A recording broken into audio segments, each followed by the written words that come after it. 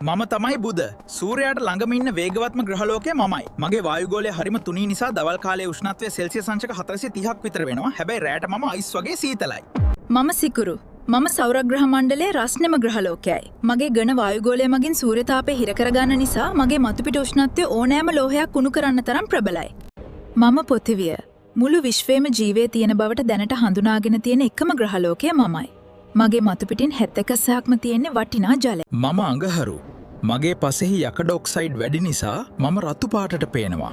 සෞරග්‍රහ මණ්ඩලයේ තියෙන උසම කන්දවන ඔලිම්ප් මොන්ස් පිහිටා තියෙන්නෙත් මගේ මතුපිටයි. මම බ්‍රහස්පති. මම තමයි සෞරග්‍රහ මණ්ඩලයේ ඉන්න ලොකුම සහ බලවත්ම දැවැන්තයා. මම කොච්චර විශාලද කිව්වොත් පෘථිවිය වගේ ග්‍රහලෝක 1500කට වඩා මගේ ඇතුලේ පහසුවෙන් ගබඩා කරන්න පුළුවන්. මම සෙනසුරු.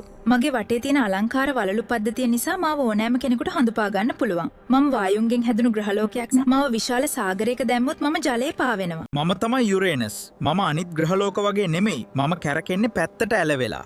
මම අයිස් දැවැන්තෙක් නිසා මගේ වායුගෝලය සෞරග්‍රහ මණ්ඩලයේ තියෙන සීතලම තැනක්. මම නෙප්චූන්. සූර්යයාගෙන් ගොඩක්ම ඈතින් ඉන්නේ මමයි. මගේ මතුපිට හරිම වේගවත් සුළං හැමතිස්සෙම හමනවා. මම සූර්යයා වටේ එක වටයක් යන්න පෘථිවි වර්ෂ 101.5ක් විතර කාලයක් ගන්නවා.